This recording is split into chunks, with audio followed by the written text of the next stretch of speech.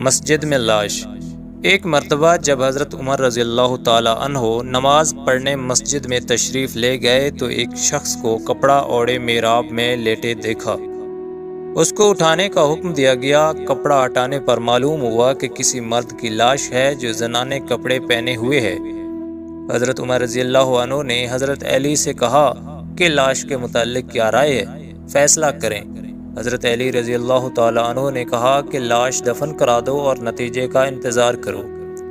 اس کے بعد اسی جگہ ایک بچہ بھی روتا ہوا ملے گا۔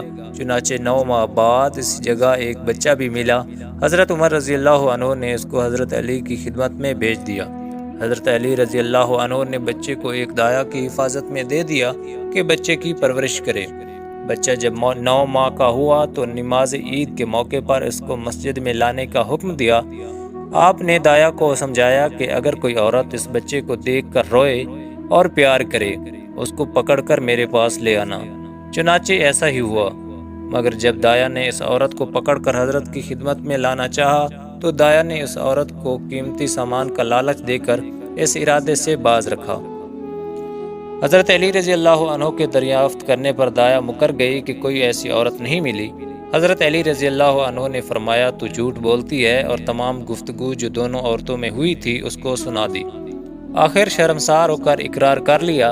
حضرت علی رضی اللہ تعالی عنہ نے فرمایا اب تم نے اس کو عید قربان تک کی مہلت دی ہے، لہٰذا اب خاموش رہے اور عید قربان پر پھر اس کو پکڑ کر لانا۔ عید قربان کی نماز میں پھر وہی عمل ہوا۔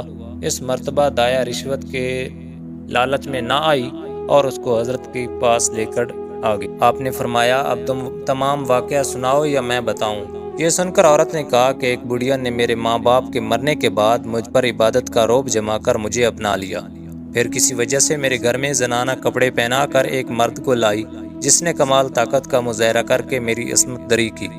میں اپنی عصمت دری پر رو رہی تھی اور وہ تھک کر ایک جانب پڑ رہا تھا کہ اتنے میں مجھے اس کی کمر میں ایک خنجر لگا ہوا دکھائی دیا۔ میں نے کمال ہمت سے اس کا خنجر نکال کر اس کی گردن پر چلا دیا اور رات کو کسی طرح اس کی لاش مسجد میں ڈال دی۔ اتفاقاً میں اسی دن حاملہ ہو گئی، لہٰذا 9 ماہ بعد بچہ پیدا ہوا۔